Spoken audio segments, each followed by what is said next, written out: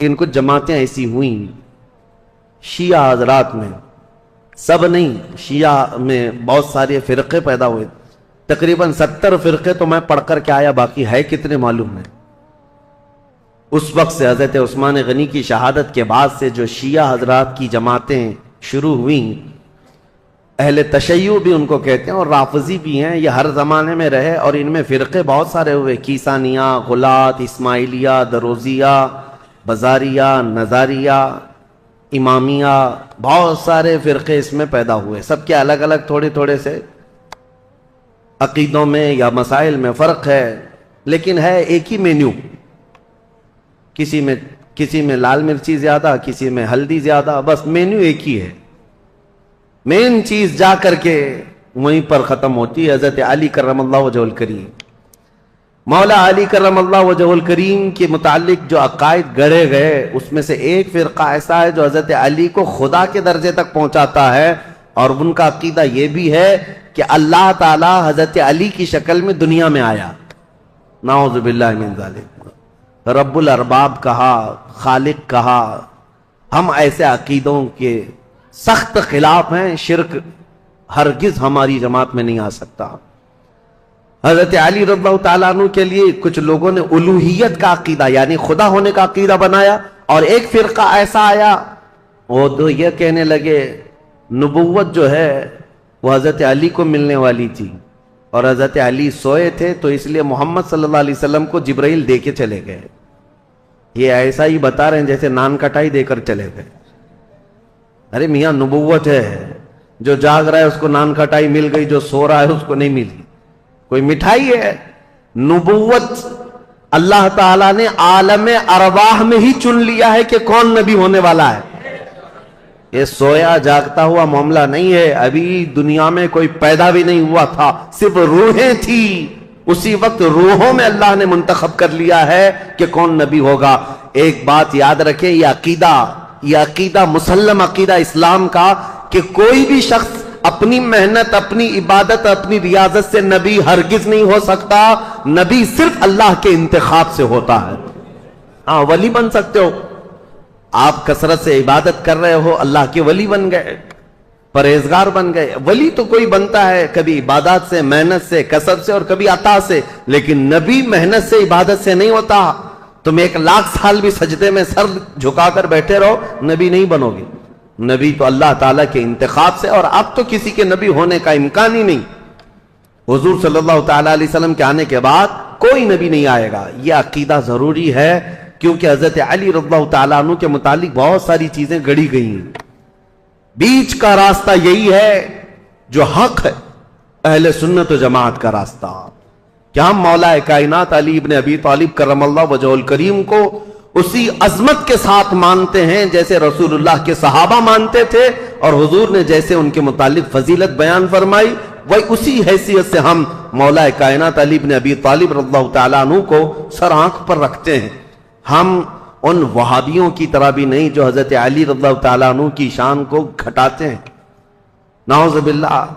ہم برسر اعلان یہ کہتے ہیں کہ رسول اللہ صلی اللہ تعالیٰ علیہ وسلم نے غدیر خم پر یہ خطبہ ارشاد فرمایا تھا، من کنت مولا فہذا علی مولا۔ یہ حدیث اتنی تواتر کے ساتھ ہے کہ اتنے صحابہ اور اتنے لوگوں نے اس حدیث کو بیان کیا ہے کہ ان کا جھوٹ پر جمع ہونا محال ہے، اس لیے یہ حدیث بڑے اعلیٰ درجے کی ہے۔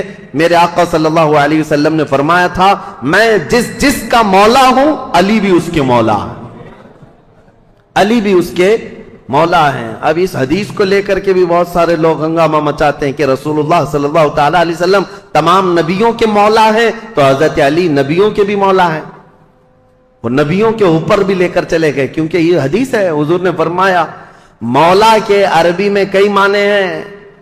مولا عربی میں جو ہے آقا کو بھی کہتے ہیں، غلام کو بھی کہتے ہیں، مددگار کو بھی کہتے ہیں، دوست کو بھی کہتے ہیں۔ عربی کی شدھ بدھ رکھنے والا وہ سمجھے گا کہ کہاں کیا معنی لینا ہے۔ اسی طرح سے اگر عربی کی ترجمے کرنے لگ جائیں تو پھر اوٹ پٹانگ حرکتیں شروع ہو جائیں گی، جیسے گوگل ٹرانسلیٹ کر کے دے دیتا ہے، وہ کچھ بھی جیسا ہو اسی طرح سے اٹھا کر دے دے گا۔ ایک لفظ عربی میں آتا ہے اور اس کے 70 معنی ہیں، کسی کے 50 معنی، کسی کے 500 معنی۔ عربی کی ڈکشنری اگر آپ سمجھنا چاہیں تو بہت وسیع ہے، سمندر ہے یہ عربی لغت، یہاں تک کہ ایک ایک لفظ پر لوگوں نے کتاب لکھ ڈالی ہے عربی کے ایک ایک لفظ پر۔ تو مولا کا مطلب کئی معنی ہیں، تو جہاں پوری کائنات مراد ہوگی، حضور نے فرمایا میں جس کا مولا ہوں، یقیناً میرے نبی آقا ہیں، جس کے حضور آقا ہیں، حضرت علی بھی اس کے آقا ہیں۔ لیکن نبیوں کے متعلق یہ معنی نہیں لیا جائے گا، انبیاء کرام افضل ہیں، پوری مخلوق میں سب سے افضل ہیں، اور جو بھی ہوگا نبیوں کے بعد افضل ہوگا۔ بہرحال میں یہ ٹاپک کو صرف آپ کے سامنے اس لیے رکھ رہا ہوں کہ سوشل میڈیا کے اس بھیانک دور میں انہی حدیثوں کا سہارا لے کر بھولے بھالے نوجوانوں کے دماغ میں یہ باتیں ڈالی جاتی ہیں۔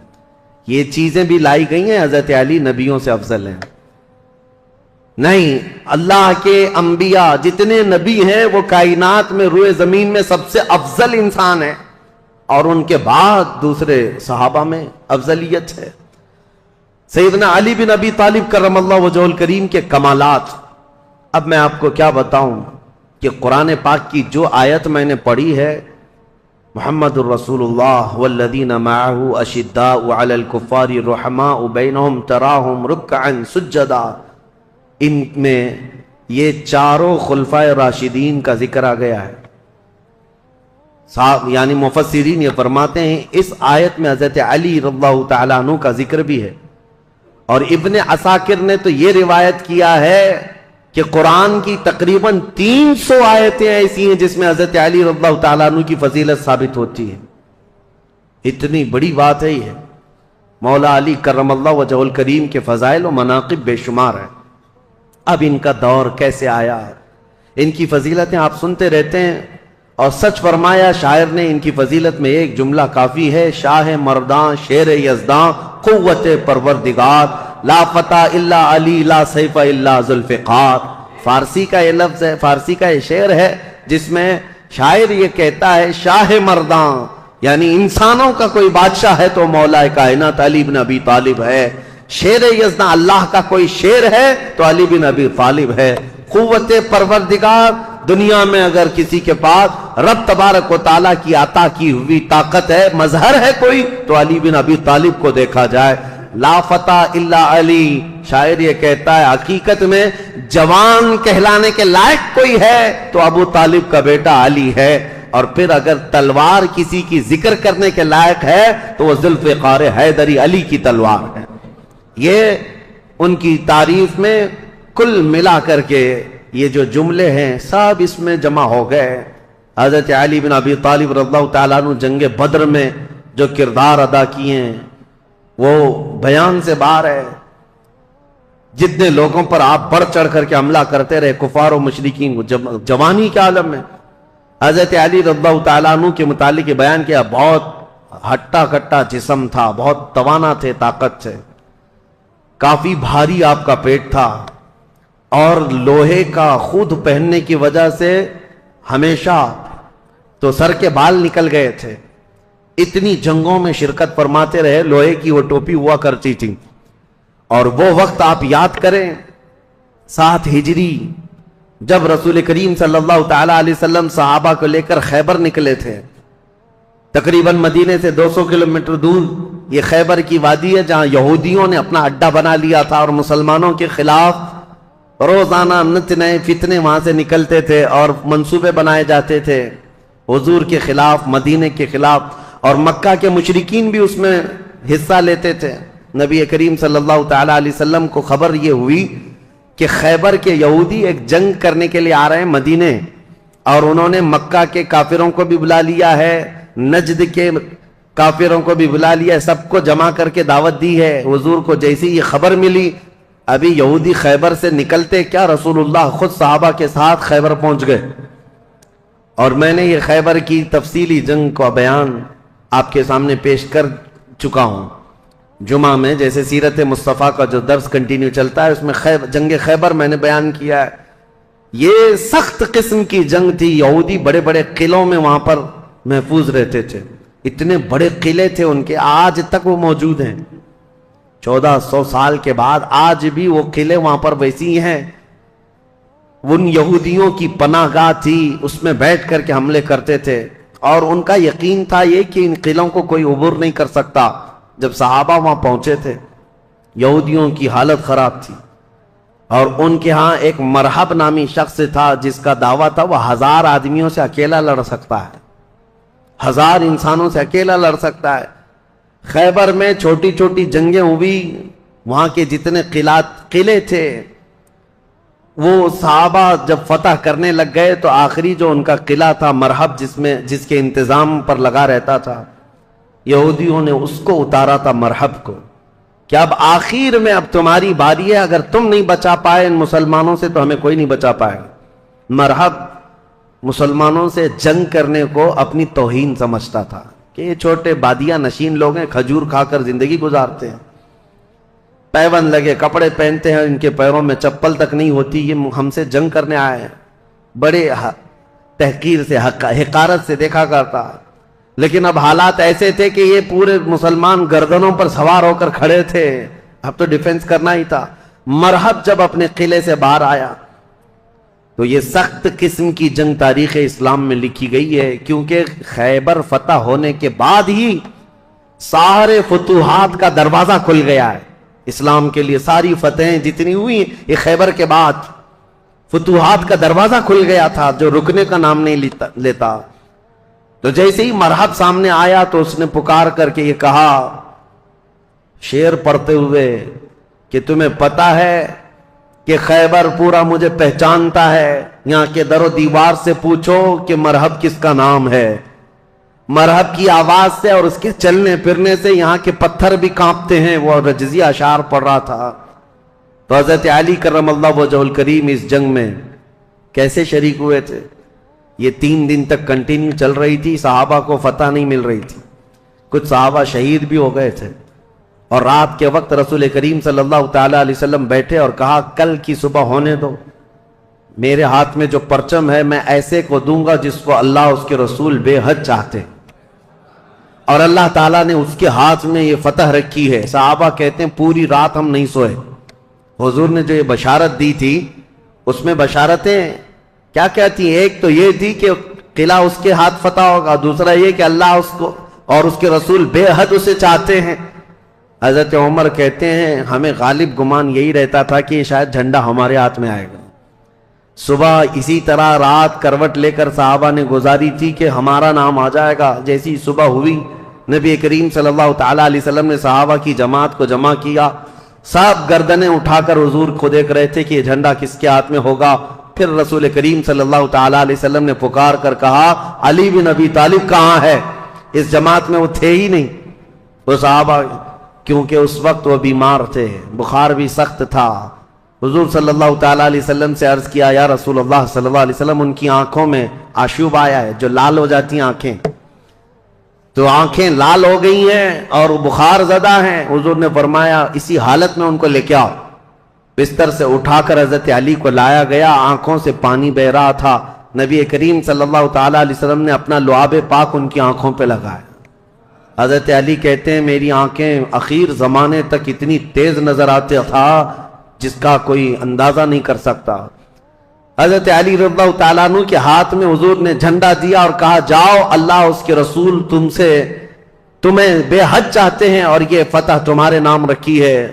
سارے صحابہ کہتے ہیں حضرت علی کو دیکھ کر ہم رشک کرتے تھے کہ کیا مقام پایا علی بن ابی طالب نے۔ اس وقت ان کی جوانی کا ہی وقت تھا، اور جب وہ جھنڈا ہاتھ میں لے کر کے آئے تھے یہ مقابلہ مرحب سے ہونا تھا، جو 1000 انسانوں سے تنہا لڑ سکتا تھا، اکیلا لڑنے کی طاقت رکھتا۔ جب وہ رجزی اشعار پڑھ رہا تھا، جانتے ہو قلعوں کی دیواروں سے پوچھو مرحب کس کا نام ہے، یہاں کے پتھر میرے چلنے پھرنے سے کانپ جایا کرتے ہیں۔ پھر حضرت علی آگے آئے، پوچھا مرحب نے تم کون ہو؟ حضرت علی نے کہا انا الذی سمتنی امی حیدرا، میں وہ ہوں کہ میری ماں نے میرا نام حیدر رکھا ہے۔ حیدر کا مطلب جانتے ہو؟ حیدر کا مطلب جنگل میں، گھنے جنگلات میں اپنے پیر پھیلائے ہوئے نہایت ہی سخت قسم کا چہرہ لے کر کے بھوکا پلٹوار کرنے والا وہ شیر ببر جس کو دیکھ کر کے پورے جنگل میں ہیبت طاری ہوتی ہے، اس کو عربی میں حیدر کہا جاتا ہے۔ حضرت علی کہتے ہیں، عربی جاننے والے سمجھ سکتے تھے، انہوں نے رجزی اشعار میں حضرت علی نے صرف اتنا کہا، انا الذی سمتنی امی حیدرہ، میں تو وہ ہوں کہ میری ماں نے میرا نام حیدر رکھا ہے۔ مرحب نے کہا، تجھ جیسے چھوٹے لڑکے سے میں مقابلہ کرنے کو اپنی توہین سمجھتا ہوں، میں توہین سمجھتا ہوں۔ حضرت علی نے کہا، رسول کریم صلی اللہ تعالی علیہ وسلم کی جماعت سے ہوں، پہلے مجھ سے مقابلہ کر لو، بعد میں بڑے تمہارے مقابل میں آ جائیں گے۔ جب مرحب اترا حضرت علی کرم اللہ وجہہ الکریم کے مقابلے میں، تاریخ آج بھی گواہ ہے، اس کے لوہے کی ٹوپی، اس کا لوہے کا لباس اتنا مہنگا ہوا کرتا تھا، اور وہ تلوار لہراتے ہوئے آیا، اور پہلی تلوار اتنی تیز مارا تھا کہ حضرت علی رضی اللہ تعالیٰ عنہ پر وار جو ہوا، حضرت علی رضی اللہ تعالیٰ عنہ نے اس کے وار کی چمک کو دیکھا، اور جنگ کے میدان میں جو تلوار کی چمک تھی، لوگ دیکھ کر کے حیران تھے، اتنی تیز وہ تلوار چلاتا تھا۔ تو صحابہ کہتے ہیں ہمیں خوف ہو گیا، ڈر ہو گیا کہ علی بن ابی طالب گھوڑے پر ہے، ایک ہی وار اس نے ایسا کیا ہے کہ اس کی آواز فضا میں گونج رہی ہے، علی کا کیا ہوگا؟ حضرت علی رضی اللہ تعالیٰ عنہ بالکل بے خوف تھے۔ اللہ کے شیروں کو آتی نہیں روباہی، اللہ کا جو شیر ہوتا ہے وہ لومڑی کبھی بنی نہیں سکتا۔ مولا کائنات علی بن ابی طالب نے اس کے 2 وار کے بعد اپنا جو پہلا وار مارا، صحابہ کہتے ہیں حضرت علی کی 2 دھاری تلوار تھی، مرحب کے سر پر لگی اور اس کے لوہے کی ٹوپی کو کاٹتے ہوئے مرحب کے سینے تک آ گئی، ایک ہی وار میں مرحب کو زمین پر ٹھنڈا کر دیا تھا۔ فاتح خیبر حضرت علی رضی اللہ تعالیٰ عنہ ایک ہی وار میں مرحب کو ٹھنڈا کیا، اور اس کے بعد اسی کے اشعار حضرت علی نے پڑھ کر لوگوں کو سنایا، اے لوگوں سنو، یہ جو ٹھنڈا ہوا ہے جسم، یہ وہی ہے جس کی چلنے پھرنے کی آواز پتھر سنا کرتے تھے، دیوار سنا کرتے تھے۔ اب اس خیبر کے قلعے کے در و دیوار بھی جانیں گے کہ جس سے وہ ہیبت کھاتے تھے، اس کو زمین پر کس نے مار گرایا۔ پھر حضرت علی نے کہا، اے یہودیوں، آج کے بعد سے خیبر کے ہر قلعے سے آواز آئے گی کہ کوئی آیا تھا جس کا نام اس کی ماں نے حیدر رکھا تھا۔ عزیزان گرامی، یہ تاریخ کی سچائیاں اس لیے میں عرض کر رہا ہوں۔ مولا علی بن ابی طالب کرم اللہ وجہہ الکریم، اس جنگ میں صحابہ کی روایت ہے، ابن عساکر کی روایت یہ ہے کہ حضرت علی بڑھتے گئے اس قلعے کے پھاٹک کو توڑ دیا تھا، جو دروازہ ہوا کرتا تھا۔ صحابہ کہتے ہیں حضرت علی نے ایسے اس کو اکھاڑ دیا تھا، اور وہ دروازہ ایک ہاتھ میں لے کر اس کو ڈھال بنا کر لڑتے رہے۔ جب کبھی سامنے سے کوئی تیر آتا یا تلوار آتی تو یہ دروازے کو ڈھال بنا کر کے لڑتے تھے۔ تم اپنے گھر کا دروازہ اٹھا کر کے دیکھو، خیبر کا دروازہ الگ ہے، اپنے گھر کا دروازہ بھی نہیں اٹھا پاؤ گے۔ آج کے نوجوانوں کی بات کر رہا ہوں، وہ خیبر کا دروازہ ایسا تھا کہ اس کے بعد حضرت علی نے اس کو اپنی پیٹھ پر رکھا دروازے پر، کئی صحابہ تو اس کے اوپر سے چڑھ کر کے قلعے کے اندر گئے، اور صحابہ کہتے ہیں اس کے بعد اس دروازے کو 16 گز آگے انہوں نے ایک ہی ہاتھ سے پھینکا تھا۔ رسول کریم صلی اللہ تعالی علیہ وسلم کا فرمان ہوا اس دروازے کو راستے سے ہٹایا جائے۔ صحابہ کہتے ہیں ہم 40 لوگ مل کر نہیں اٹھا پا رہے تھے، اور علی بن ابی طالب تنہا ایک ہاتھ سے اٹھا کر اس کو پھینک چکے تھے۔ لا فتح الا علی، لا سیف الا ذوالفقار، یہ شجاعت، یہ جمع مردی اللہ کے شیر کو اللہ نے عطا کی ہے۔ قوت پروردگار، میرے عزیزوں، ان کے فضائل، ان کے مناقب، ان کے کمالات بیان سے باہر ہیں۔ لیکن اب خلافت کا دور شروع ہے، اسی لیے کہ ہم تاریخ بیان کر رہے ہیں، فضیلتیں ہر سال آپ سنتے رہتے ہیں، اور اس سال ظاہر سی بات ہے میں جو ٹاپک لے کر کے چل رہا ہوں وہ تاریخ اسلام ہے۔ ہر بچے کو، ہر جوان کو تاریخ یاد رکھنا بہت ضروری ہے، اور اگر اپنی تاریخ سے تم بے بہرا ہو تو دنیا جو پٹی پڑھائے گی وہ صحیح سمجھنے لگ جاؤ کہ آج حالات یہی ہیں۔ تم خالی کورے کاغذ لے کر کے بیٹھے ہو، سوشل میڈیا میں کوئی آیا نئی بات بولا، کہا ہاں یہ تو بالکل نہیں لگ رہی ہے، نہیں کچھ نہیں، 1400 سال پرانی ہے، تم کورے تھے، تم نے پڑھا ہی کہاں تھا۔ اس لیے تاریخ کی سچائیاں اگر تمہیں یاد نہ ہو تو اگلا دور جو آنے والا ہے اور بھی بہت ڈینجر ہے، بہت سخت ہے۔ آپ کو پتا ہے یہ ظالمانہ حکومتیں جو ہمارے سر پر آج منڈلا رہی ہیں، یہ دجالی نظام جو پیدا ہو چکا ہے، یہاں سب چیزوں پر اٹیک ہے، سب چیزوں پر اٹیک ہے۔ آپ یہ مت سمجھنا کہ یہ صرف ہماری مسجدیں گرا رہے ہیں یا ہماری خانقاہوں کو پامال کر رہے ہیں، بلکہ ماسٹر پلاننگ کے ساتھ تمہاری نسلوں کی تباہی کا انتظام ہو چکا ہے، ماسٹر پلاننگ کے اعتبار سے، ایسے کہ یہاں پر باضابطہ ایجوکیشن منسٹر اسی کو بنایا جاتا ہے جو سخت قسم کا تعصب پسند ہو، تمہاری تاریخ کو توڑ مروڑ کر کے تمہارے اسکول کے سیلیبس میں ایسی چیزیں ڈال دے کہ بچہ کچے دماغ میں پڑھتے پڑھتے یہی سمجھ جائے۔ آج حالات ایسی ہی ہیں، 10-20 سال پہلے جا کر کے آپ اسکول کے نصاب سیلیبس کی کتابیں اٹھا کر کے پڑھیں، اس میں حضور صلی اللہ علیہ وسلم کے نام پر چیپٹر ہوا کرتا، صحابہ اکرام کے حضرت عمر فاروق کے نام پر چیپٹر ہوا کرتا تھا، کوئی نہ کوئی ٹیکسٹ بک میں آپ کو مل جائے گا۔ آج تو ہے ہی نہیں۔ تاریخ اسلام کی یہ سچائیاں، نہ اورنگزیب آئیں گے، نہ شہاب الدین غوری آئیں گے، تاریخ کو مٹا کر کے پتہ نہیں کون کون سے پہاڑی چوہوں کو لا کر رکھا ہے، سب طرح سے بدل کر کے، اس طرح کہ تعصب کی اینک ایسی پہن رکھی ہے انہوں نے کہ تمہارے بچوں میں یہ زہر پھیلتا جائے اور بچے تمہاری تاریخ سے بے بہرا ہو جائیں۔ آج اے نوجوانوں، اگر دنیا تمہاری تاریخ مٹانے کی کوشش کر رہی ہے تو اس وقت تمہاری ذمہ داری ہے، تمہاری ذمہ داری ہے۔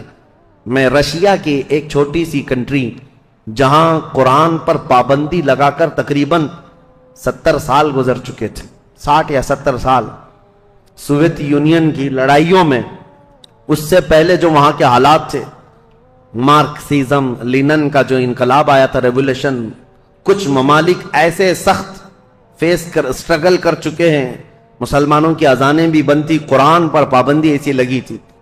ایک ہمارے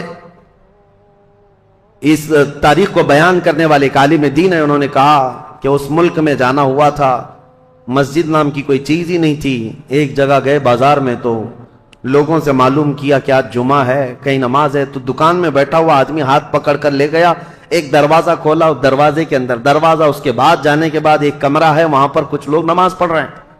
کہا یہاں سخت پابندی ہے، کھلے عام نماز نہیں پڑھ سکتے۔ نماز پڑھنے کے بعد علاقے کے لوگوں سے، اس عالم دین ہندوستانی تھے، مل کر کے انہوں نے کہا مسلمانوں پر اتنی سخت پابندیاں ہیں لیکن ہیں مسلمان اب تک، نماز تو پڑھ رہے ہیں تم لوگ چھپ کر ہی صحیح۔ انہوں نے کہا نماز ہی نہیں۔ ایک بچے کو انہوں نے سامنے کیا، ایک بچہ تھا تقریباً وہ 12 یا 13 سال کا، کہا یہ قرآن پڑھ سکتا ہے؟ تو وہ ہنسنے لگے، کہا قرآن پڑھ نہیں سکتا بلکہ یہ پورا حافظ قرآن ہے۔ یہ عالم دین کہتے ہیں میں اس کو جگہ جگہ سے قرآن پوچھتا رہا اور وہ قرآن زبانی سناتا رہا۔ ایسی جگہ پر جہاں اذان پر پابندی ہو، جہاں قرآن رکھ نہیں سکتے، ایک بچہ حافظ قرآن ہے۔ انہوں نے پوچھا کہ بیٹا یہ حفظ قرآن ایک باضابطہ مدرسہ لگتا ہے ہمارے ہاں، باضابطہ انوائرمنٹ چاہیے، پھر جا کر کوئی حافظ قرآن بنتا ہے، تم ایسی جگہ پر کیسے بنے؟ وہ کہتا ہے بس میں اپنی دادی سے سن سن کر حافظ قرآن بناؤں، میری دادی حافظ قرآن ہے۔ میں یہ مثال صرف اس لیے دینا چاہتا ہوں، اسلام پر چاہے جیسے ہی سخت حالات آ جائیں، اسلامی سپاہیوں نے اپنے بچوں میں اسلام نسل کرنے کا جب بیڑا اٹھا لیا ہے، دنیا کی عظیم طاقتیں بھی اسلام کو کچھ نہ کر سکی۔ آج وہ ذمہ داری تمہیں اٹھانے کی ضرورت ہے۔ تم یہ مت دیکھو کہ کہاں کیا بدلا جا رہا ہے سوشل میڈیا پر اور یا اسکولوں کے نصاب میں، سیلیبس میں اور فلموں میں، جو ہمیں فلما کر کے دکھایا جا رہا ہے۔ لوگ احتجاج کر کر کے بول رہے ہیں نا کہ اسلام پر ٹارگٹ ہے، ہزار کرنے دو انہیں۔ یہ آج سول کوڈ کی بات لے کر کے مسلمانوں کے قوانین بدلنے، یہ سب حالات آئیں گے، سخت ترین حالات آئیں گے۔ ظالموں کو تو اپنا ظلم دکھانا ہی ہے، لیکن اے غیور نوجوانوں تمہاری ذمہ داری ہے، تم اپنے کندھوں پر یہ بیڑا اٹھا لو۔ ہم دنیا کے درپردہ یا دنیا کے بھروسے پر اپنے بچوں کو نہیں رکھیں گے، ہم اپنے تاریخ کی سچائیاں اپنے بچوں میں منتقل کرتے جائیں گے۔ یہ گڈی گڑیا کی کہانیاں سنانا چھوڑ دو، اپنے بچوں کو لو، رات میں بیٹھ کر میرے آقا کی اور صحابہ اکرام کے ایمان افروز واقعات سناؤ۔ اتنے واقعات آپ نے سن لیے، ہر سال کربلا سناتے ہیں۔ میرے عزیزو اب کربلا صرف علماء سے نہیں، ہر گھر میں باپ سے بچہ خود سنے۔ کون؟ حسین ابن علی ہیں۔ یہ کربلا کی داستانیں گھر گھر میں ہوں، پھر ہمیں کچھ فرق نہیں پڑتا کہ ظالم طاقتیں کیا کیا منصوبے بنا رہی ہیں۔ مولا علی کرم اللہ وجہہ الکریم کی اب تاریخ میں بیان کرنے جا رہا ہوں۔ یہ فضائل تھے، یہ مناقب تھے، ان کے کمالات تھے، ان کے کمالات کے لیے اتنا کافی ہے کہ وہ رسول اللہ صلی اللہ علیہ وسلم کے بھائی ہیں، دنیا میں بھی اور آخرت میں بھی۔ ان کی فضیلت کے لیے اتنا کافی ہے کہ رسول اللہ صلی اللہ تعالی علیہ وسلم نے ان کے لیے یہ فرمایا کہ تم میرے لیے ویسی ہی ہو جیسا موسیٰ علیہ السلام کے لیے ہارون علیہ السلام تھے، بس فرق اتنا ہے کہ میرے بعد کوئی نبی نہیں ہوگا۔ ان کی فضیلت کے لیے اتنا کافی ہے کہ سیدہ کائنات فاطمۃ الزہرا ان کے نکاح میں ہیں، اور جنتی جوانوں کے سردار حسن و حسین ان کے بیٹے ہیں۔ ولایت کا سر چشمہ حضرت علی تک پہنچتا ہے۔ اب خلافت کا جو دور ہے، یہ ظاہر سی بات ہے کمپلیکیٹڈ چیز، حکومت، سیادت، امارت، خلافت یہ آسان چیز نہیں ہے میرے عزیزو۔ ہر زمانے میں، ہر دور میں یہ عہدہ ہمیشہ اختلافی ہوتا ہی رہا ہے، لیکن صحابہ کے دلوں میں حضور صلی اللہ تعالی علیہ وسلم نے خالص اللہ کی محبت رکھی تھی۔ وہ دنیا پرست نہیں تھے اور دنیا کے اسباب کی طرف یا مادوں کی طرف وہ اپنے دل دادا نہیں تھے، اللہ کا خوف رکھتے تھے، اس لیے زیادہ معاملات نہیں آئے۔ پھر بھی جیسے کہ کل میں نے بتایا، حضرت عثمان کے 12 سالہ خلافت کے دور میں آخر دور ایسا آیا جو فتنوں سے بھرا ہوا تھا۔ عبداللہ بن سبا نام کا ایک یہودی جس نے یہ بیج بویا اور ایک جماعت پیدا کر دی، اور مسلمانوں میں انتشار اور فرقہ پیدا ہونا شروع ہو گیا، اور سبب کہاں، یہ فتنہ کہاں تک پہنچا؟ حضرت عثمان غنی کا قتل ہو گیا مدینے میں۔ یہ پہلا قتل ہے جو مسلمانوں کے ہاتھ ہوا ہے، حضرت عثمان غنی کا قتل۔ حضرت عمر کو بھی شہید کیا گیا، لیکن وہ تو ایک آگ کا پجاری تھا، ابو لولو فیروز مجوسی۔ لیکن حضرت عثمان کا جو قتل ہوا ہے وہ آپسی انتشار کی وجہ سے ہوا۔ تفصیل میں نے بتایا، جگہ جگہ انقلاب نام سے کچھ جماعتیں کھڑی ہوتی تھیں، ان کو یہ چاہیے تھا ریولیوشن، اور ان کو جدت، نیا پن چاہیے تھا۔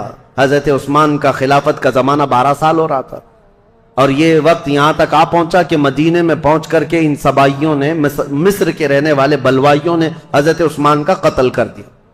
یہ قتل صحابہ کے لیے بہت بڑا صدمہ تھا۔ جتنے بڑے صحابہ تھے اس قتل کے خلاف تھے۔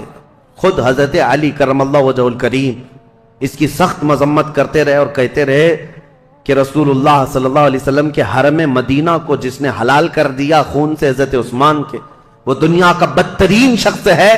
اور حضرت علی کے فرامین ہے کہ میں سمجھتا ہوں قتل عثمان سب سے بدترین فتنہ ہے۔ اب حالات ہو گئے، ان کے قتل کے بعد جنازہ ہو گیا، تدفین ہو گئی، جنت البقیع میں آپ دفن ہوئے۔ اب خلافت کا مسئلہ آیا کہ اب کون خلیفہ بنے گا۔ جیسے حضرت ابو بکر کی خلافت، کیسے تمام مسلمانوں نے اتفاق رائے سے آپ کو خلیفہ چن لیا تھا، اور حضرت عمر کو حضرت ابو بکر نے جاتے وقت خود ہی اعلان کر دیا تھا، اس لیے اختلاف نہیں ہوا، صحابہ نے ان کو چن لیا تھا۔ اور حضرت عثمان کی خلافت کیسے ہوئی تھی؟ 6 صحابہ جمع ہوئے تھے، کل جیسے میں نے بتایا مجلس شورا اس کو کہتے ہیں، جس میں حضرت سعد بن ابی وقاص، عبد الرحمن بن عوف، حضرت زبیر، حضرت طلحہ اور حضرت علی، حضرت عثمان، یہ 6 لوگ تھے۔ حضرت عمر نے جاتے جاتے ان کو منتخب کیا تھا، یہ 6 لوگ جس کو منتخب کریں گے وہ خلیفہ ہوگا۔ ان 6 میں سے 2 تو پہلے ہی ہٹ گئے کہ ہم کو خلافت کا کوئی ارادہ نہیں ہے، اور باقی جو 2 تھے انہوں نے اپنی خلافت دوسرے کو سپرد کر دی، جیسے حضرت زبیر نے حضرت علی کو دے دیا، حضرت طلحہ نے حضرت عثمان کو۔ بچے 2 ہی تھے، حضرت علی اور حضرت عثمان، جو خلافت کے دعوے دار۔ لیکن حضرت عبد الرحمن بن عوف نے دونوں سے وعدہ لے لیا تھا، ہم جس کی بیعت کریں گے ایک دوسرا اس کی پیروی کرے گا، اطاعت کرے گا۔ تو جب حضرت عثمان کی بیعت ہو گئی تو حضرت علی نے بھی بیعت کیا۔ اب یہ پوری روایت مسند ابی یعلا میں، تاریخ ابن عساکر میں، خود حضرت علی کرم اللہ وجہہ الکریم سے منقول یہ روایت میں آپ کے سامنے رکھتا ہوں۔ جب حضرت علی کے ساتھ ایک معاملہ پیش آیا تھا، وہ بھی میں ابھی تاریخ میں بتاتا ہوں۔ 2 جنگیں ہوئی ہیں جو تاریخ کی بدترین قسم کی، یعنی جس میں مسلمانوں کا بہت بڑا نقصان ہوا ہے۔ ان جنگوں کے متعلق ذکر کرنا مسلمانوں میں یہ ضروری نہیں ہے، لیکن ابھی دور ایسا آ گیا ہے کہ چوہے بہت آ گئے ہیں اور تمہارے وائر کاٹنے پر لگے ہوئے ہیں، اس لیے ہمیں حقیقت تھوڑی بیان کرنی پڑی۔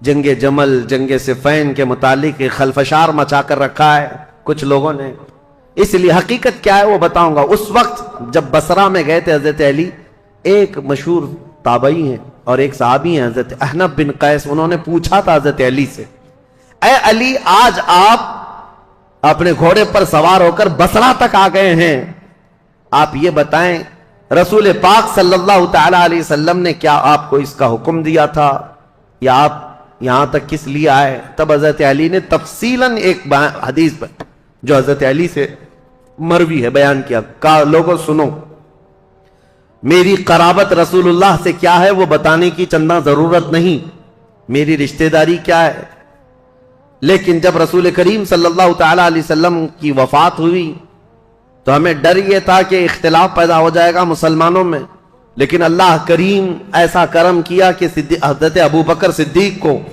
مہاجرین اور انصار سب نے بالاتفاق خلیفہ مان لیا.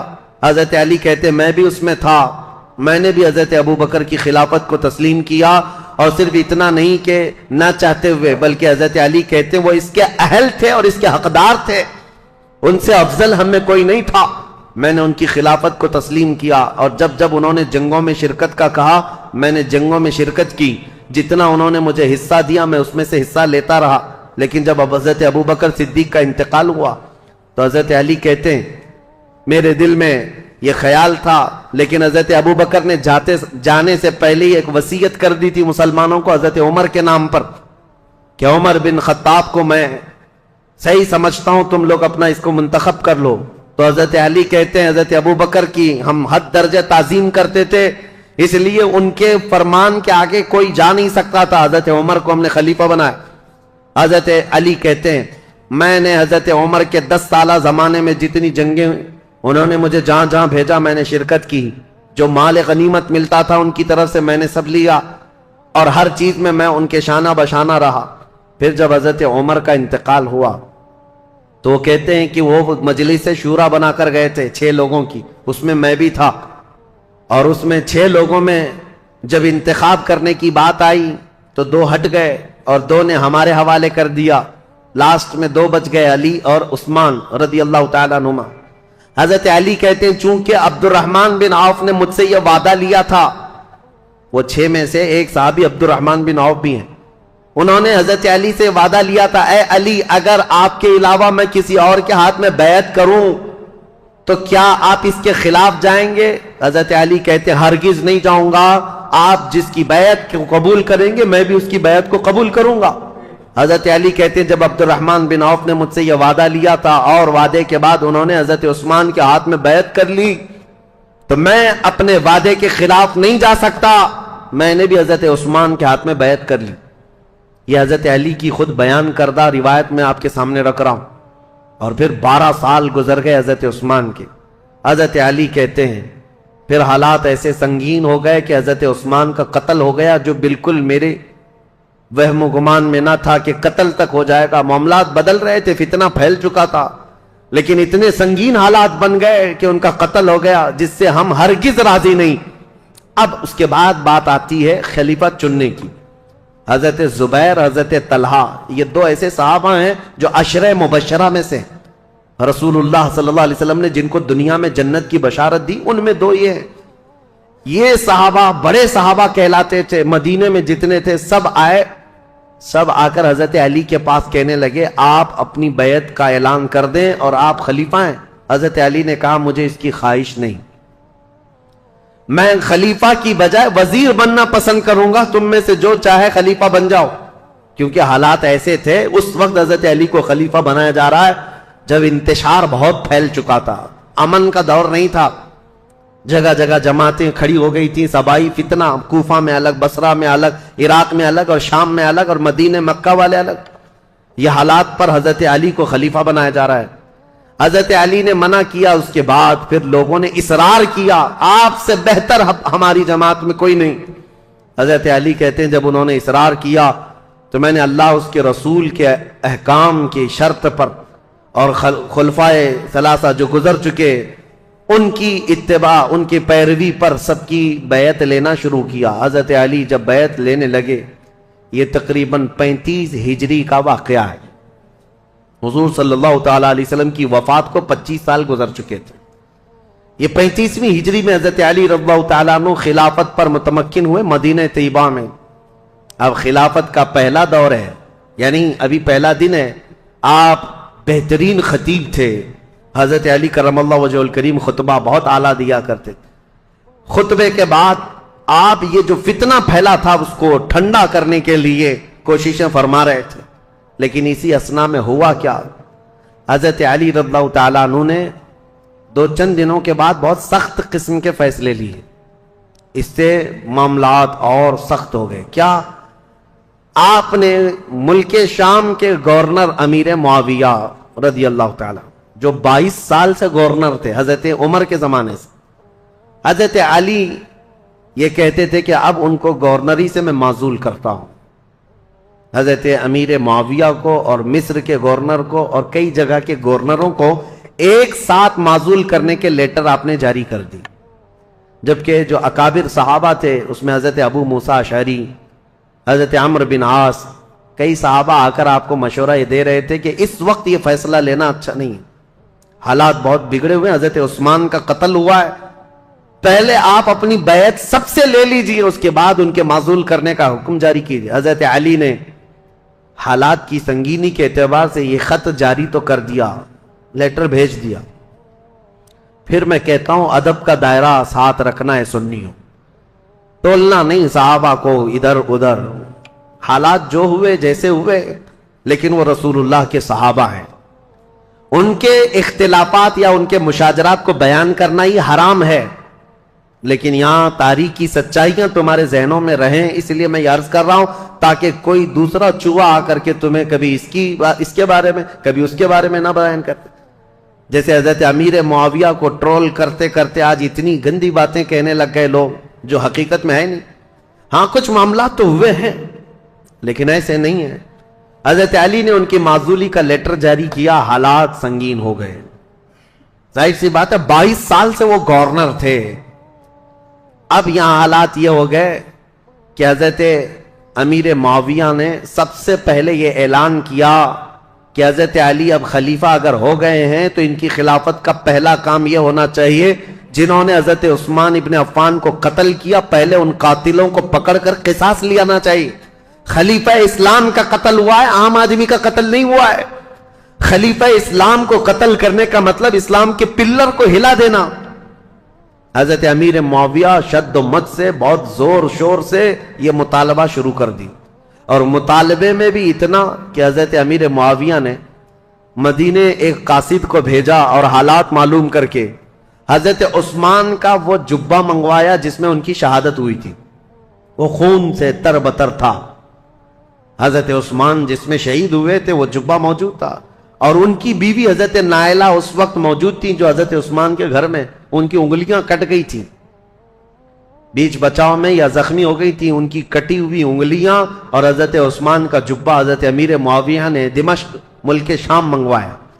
اب یہ جب چیزیں آئیں تو حضرت امیر معاویہ نے منبر پر رکھ کر کے لوگوں سے کہا خلیفہ اسلام کا بے دردی کے ساتھ قتل ہوا ہے، جبکہ جو وجوہات بتائی جا رہی ہیں وہ بہت چھوٹی ہیں.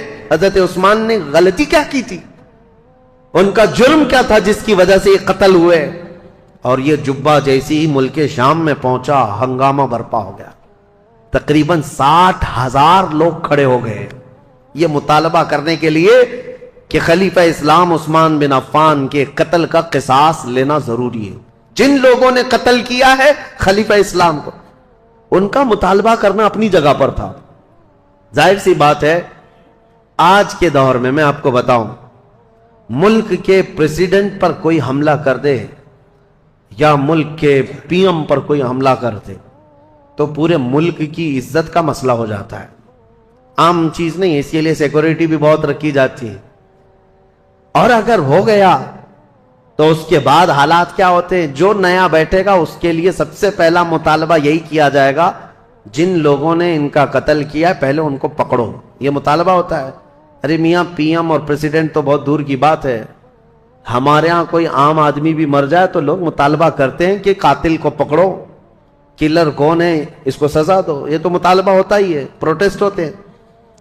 تو حضرت امیر معاویہ کا مطالبہ بہت تیزی سے بڑھتا چلا گیا. اب دیکھیں میں حالات آپ کو سمجھا رہا ہوں. حضرت علی کے ساتھ کیا معاملات تھے؟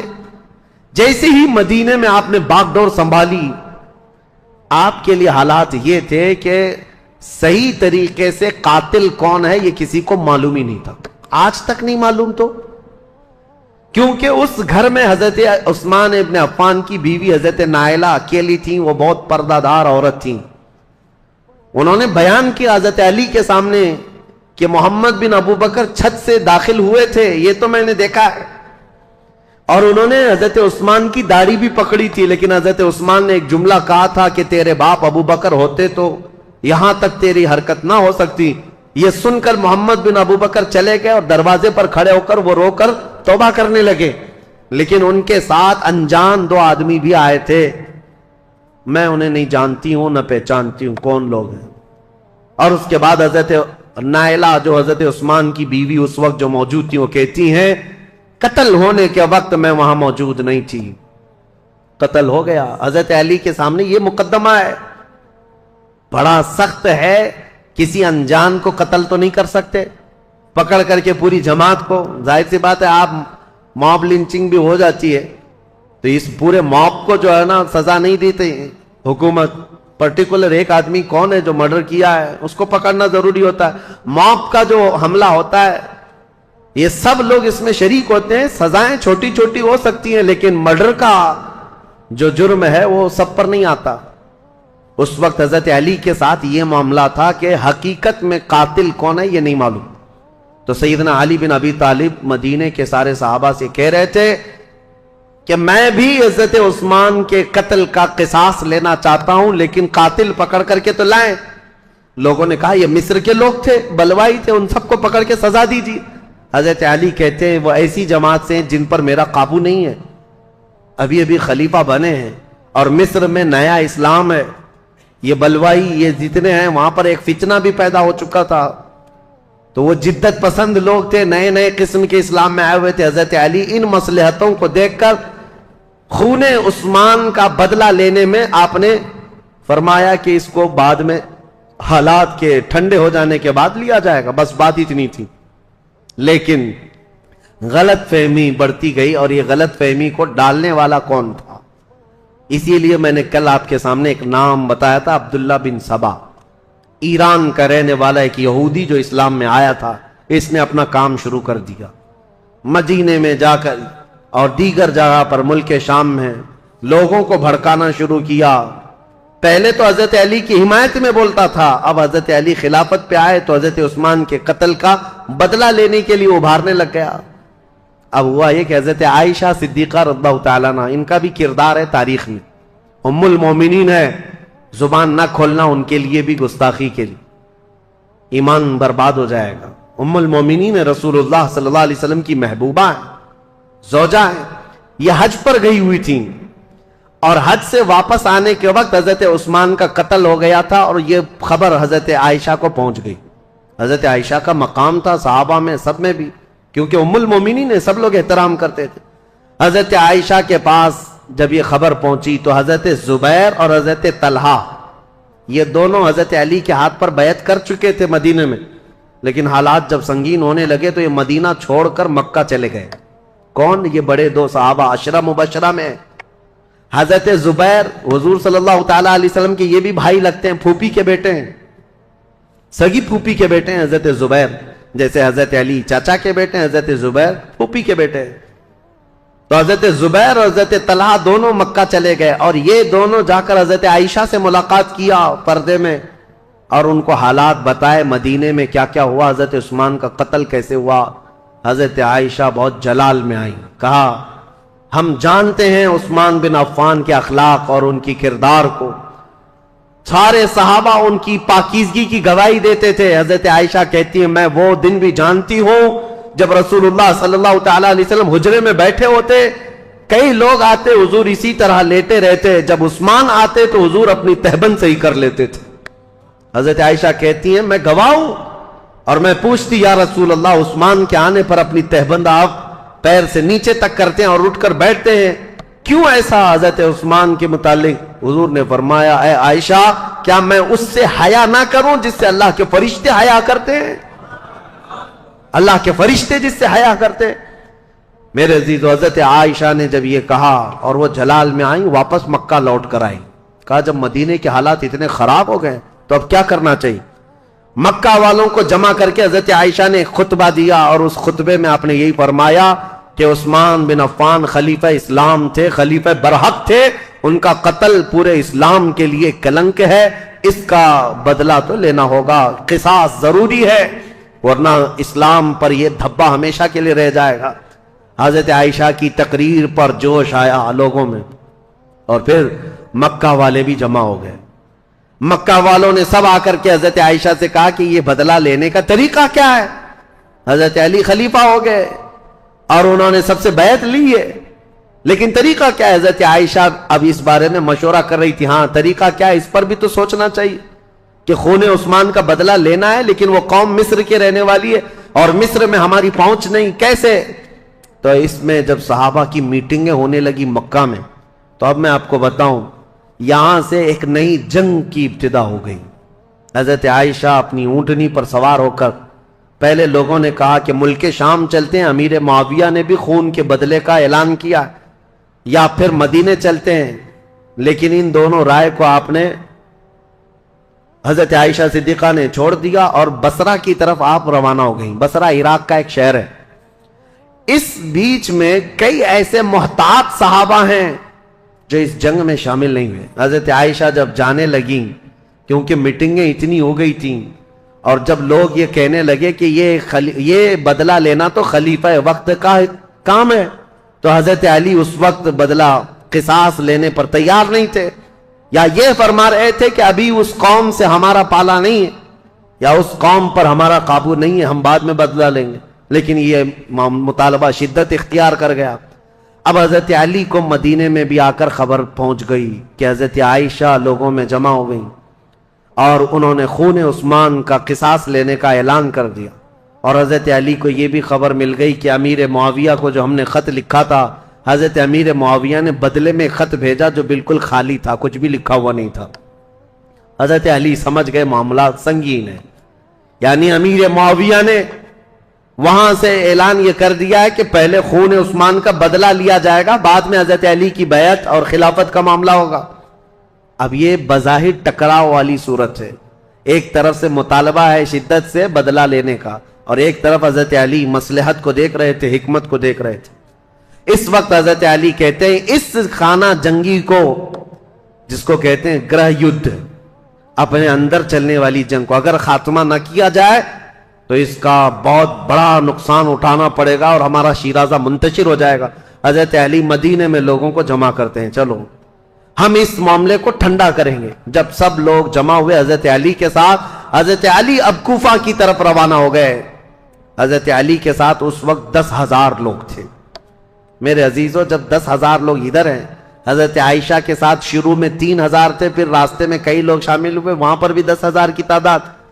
اب 10,000 کی تعداد جب ہوئی تو اس میں سارے مخلصین نہیں تھے، کئی فتین بھی شامل تھے، ادھر بھی ادھر بھی، سبائی فتنے کے لوگ ادھر بھی تھے ادھر بھی تھے۔ اب حضرت علی رضی اللہ تعالیٰ عنہ یہاں سے نکلے ہیں اور مسلمانوں میں یہ بات پھیل گئی کہ 2 جماعتوں میں جنگ ہونے جا رہی ہے، ایک طرف حضرت عائشہ ایک طرف حضرت علی۔ یہاں تک کہ روایت میں موجود ہے جب حضرت عائشہ اپنی اونٹنی پر بیٹھ کر کے مکہ سے نکل رہی تھی تو اس دن کو یوم الخیب کہا گیا ہے، یعنی یوم گریہ۔ سارے مکہ والوں نے اس دن اتنا روئے تھے، سارے مکہ والے، جتنا وہ کہتے ہم نے کبھی رویا نہیں، کہ ان کو شدت سے غم تھا کہ آج نوبت یہاں کو پہنچی کہ مسلمانوں کی 2 بڑی جماعتیں ٹکرانے جا رہی ہیں، ایک طرف ام المومنین عائشہ صدیقہ، ایک طرف مولا کائنات علی بن ابی طالب۔ ابھی امیر معاویہ کا معاملہ ہی نہیں آیا۔ حضرت عائشہ چل کر کے گئیں، بصرہ پہنچ گئیں، اس میں حضرت زبیر بھی ہیں، حضرت طلحہ بھی ہیں، 2 بڑے صحابہ ہیں، عشرہ مبشرہ۔ ادھر حضرت علی کے ساتھ جو 10,000 صحابہ ہیں، اس میں حضرت عمار بن یاسر، مقداد بن اسود، بلال حبشی، کئی صحابہ حضرت علی رضی اللہ تعالیٰ عنہ کے ساتھ، حضرت سلمان فارسی، یہ لوگ ہیں، نکلے ہیں۔ جنگ کی نیت تو نہیں تھی، معاملات کو دیکھا جائے گا اور سامنے بیٹھ کر کے کچھ کیا جائے۔ اب حضرت علی کوفہ گئے تو وہاں حضرت ابو موسیٰ اشعری تھے، یہ بھی بڑے صحابی ہیں جنہوں نے بعد میں چل کر صلح کرائی۔ یہ کوفہ والوں میں بیان کر کر کے لوگوں کو یہ کہہ رہے تھے کہ اے لوگوں، اپنا ایمان بچانا، آخرت بچانی ہے، تلواریں اپنے نیام میں رکھو، کوئی اپنے گھر سے نہ نکلے، کوئی ان جنگوں میں شرکت نہ کرے۔ حضرت ابو موسیٰ اشعری تو لوگوں کو منع کر رہے تھے۔ پھر حضرت علی کوفہ پہنچ گئے۔ یہ کوفہ پہنچنے کی وہی تاریخ ہے کہ جب حضرت علی کوفہ پہنچے تو پھر اس کے بعد مدینے دوبارہ تشریف نہیں لائے۔ یہاں سے حضرت علی کی خلافت کا باضابطہ جو دور، کوفہ جو دارالعاصمہ، دارالخلافہ بنا اسلام کا، حضرت علی جب وہاں آئے تو لوگوں کو آپ کی فوج میں شامل کیا گیا۔ حالات سنگین ہو رہے ہیں، طاقت کے بل بوتے، طاقت کے زور، اس کو ٹھنڈا کرنا چاہیے۔ اب اس میں محتاط صحابہ جو تھے ان کی بھی رائے میں بتاتا ہوں۔ حضرت عبداللہ بن عمر ہیں، حضرت عمر بن عاص ہیں، یہ لوگ شریک نہیں ہوئے۔ محمد بن مسلمہ ہیں، یہ لوگ شریک نہیں ہیں۔ احنف بن قیس، یہ بعد میں۔ ان لوگوں سے حضرت علی نے بلا کر کے کہا بھی تھا کہ تمہاری رائے کیا ہے؟ حضرت عمر بن عاص نے کہا کہ میں چل تو پڑوں گا آپ کے ساتھ، لیکن بس اتنی شرط ہے، آپ مجھے وہ تلوار دیں جو تلوار یہ پہچانتی ہو کون سی گردن مسلمان کی کون سی کافر کی، مجھے وہ تلوار دیجیے، کیونکہ جنگ ہو رہی ہے، دو جماعتیں جو دونوں طرف مسلمان ہیں، صحابہ ادھر بھی ہیں، صحابہ ادھر بھی ہیں۔ عمر بن عاص نے کہا میرے پاس ایسی تلوار نہیں جو پہچانتی ہو گردن کس کی ہے، اگر یہ مل گئی تو پھر شریک ہو جاؤں۔ اس کے بعد حضرت محمد بن مسلمہ کو بلا کر پوچھا کہ آپ کیوں نہیں؟ کہا میں نے رسول اللہ صلی اللہ تعالی علیہ وسلم سے سنا تھا، میرے آقا نے فرمایا تھا محمد بن مسلمہ اس تلوار کو کبھی نیچے ہونے نہیں دینا، اعلاء کلمت الحق کے لیے استعمال کرنا، اور جس دن یہ نوبت آ جائے کہ یہ تلوار تجھے کسی مسلمان پر اٹھانی پڑے تو احد پہاڑ کے پاس جا کر کسی پتھر پر تیری تلوار توڑ دینا۔ محمد بن مسلمہ کہتے ہیں کل رات جا کر میں نے اپنی تلوار توڑ دی، آج نوبت یہاں پہنچ گئی ہے کہ ہمیں تلوار اٹھانی پڑ رہی ہے، میں تو تلوار توڑ چکا ہوں۔ حضرت عبداللہ بن عمر انہوں نے بھی یہی کہا کہ میں فرق نہیں کر پاؤں گا کہ کون حق پر ہے کون کس پر ہے، اسی لیے میں اس میں شریک نہیں ہوں۔ کچھ محتاط صحابہ ان میں نہیں آئے، لیکن حضرت علی جب سفر پر روانہ ہو، یاد رکھو مسلمانوں، ایمان کی حفاظت اسی میں ہے، دونوں جگہ کا بیلنس برقرار رکھو، ام المومنین کا بھی مولا کائنات کا بھی، دونوں رسول اللہ کی قرابت دار ہیں، رشتہ دار ہیں۔ حضرت عائشہ صدیقہ جب آئیں تو اب مشورے ہو رہے تھے، میٹنگیں ہو رہی تھی، ان کے خطبے اتنے پر اثر تھے کہ لوگ جمع ہوئے۔ جب وہ بصرہ میں گئی تو 12,000 لوگ جمع ہوئے، کہا کہ نہیں حق پر ہیں، خون عثمان کا بدلہ لینا چاہیے۔ یہ حالات دیکھ کر کے ایک صحابی ایسے ہیں جن کا بہت بڑا رول ہے، حضرت قعقاع، یہ آئے، حضرت زبیر، حضرت طلحہ، حضرت عائشہ ان کے پاس آئے، کہا اچھا یہ میٹنگ بعد میں ہوئی، اس سے پہلے ایک حادثہ ہو گیا تھا، کیا ہے؟ بصرہ میں جیسی حضرت عائشہ پہنچی تو بصرہ کے جو گورنر تھے وہاں پر، تو جو گورنر تھے وہ حضرت علی کی طرف سے تھے، عثمان بن حنیف، انہوں نے کیا کیا کہ راستہ روکنا ہے ان کا، یہ تو لڑنے کے لیے آئے، تو انہوں نے فوراً ہی جنگ شروع کر دی، جبکہ حضرت علی کے آنے کا انتظار کرنا تھا۔ تو عثمان بن حنیف نے لوگوں کو اتار دیا، اور جنگ جیسی خالی راستہ روکنے کے لیے شروع ہوئی تھی، اس میں 700 لوگ مارے گئے بصرہ کے۔ اب ظاہر سی بات ہے جب بصرہ میں اتنا بڑا قتل ہو گیا تو جو 12,000 لوگ تھے ان میں سے 6,000 لوگ پھر گئے، کہا یہ تو اپنے ہی لوگوں کا قتل ہو رہا ہے، یہاں اپنے ہی لوگ مر رہے ہیں۔ تو 6,000 لوگ جب چھوڑ دیے تو حضرت عائشہ کے پاس رات میں حضرت قعقاع آئے، حضرت عائشہ تھی، حضرت زبیر، حضرت طلحہ، یہ تینوں بڑے لوگ بیٹھے تھے۔ حضرت قعقاع آئے اور کہا دیکھیں کیا حالات بدلتے ہوئے یہاں تک نہیں پہنچے، آپ لوگ تو نکلے تھے عثمان بن عفان کے قتل کا بدلہ لینے کے لیے، لیکن مسئلہ یہاں تک پہنچ گیا کہ جو گورنر بصرہ کے ہیں انہوں نے راستہ روکا، اور ان کے راستہ روکنے کی وجہ سے جو جنگ ہوئی اس میں 700 لوگ مارے گئے۔ اب ان 700 لوگوں کے مارے جانے کا بدلہ اب کس سے لیا جائے گا؟ ان کا قصاص کس سے لیا جائے گا؟ اب آپ کے ایک ایک فوجی سے وہ قصاص لینا پڑے گا، اتنے مر گئے، تو ڈائیورٹ ہو جائے گا مسئلہ، کہاں آپ کس کام کے لیے نکلے تھے اور کس کام میں آ گئے۔ کل کو اگر گورنر بصرہ کے عثمان بن حنیف کا قتل ہوتا ہے تو پھر یہ مطالبہ بدل جائے گا. اب آپ کے بارے میں بھی لوگ یہ کہیں گے تم تو نکلے تھے عثمان بن عفان کے قتل کا بدلہ لینے کے لیے، لیکن تم نے اپنے ہاتھوں سے بصرہ کے گورنر کا قتل کیا، اب ان کا قصاص ہم آپ سے لیں گے. بات تو برابر ہو جائے گی. حضرت قعقاع کی یہ باتیں اتنی اثر کر گئیں. حضرت عائشہ نے کہا قعقاع جو کہتے ہیں بالکل سچ ہے، ہمیں جنگ نہیں کرنی چاہیے، ہمیں جنگ نہیں کرنی چاہیے. حضرت زبیر، حضرت طلحہ کے پاس بھی وہ آئے، اسی طرح کی تقریر کی. تینوں نے کہا حضرت علی سے ہماری ذاتی کوئی دشمنی نہیں، صرف اسلام کے اس پلر کو کوئی ہلا نہ پائے اس لیے ہمارا یہ مطالبہ تھا. لیکن آپ کی بات صحیح ہے کہ اب یہ جنگ چھڑ جائے تو اپنوں کا قتل بہت زیادہ ہوگا.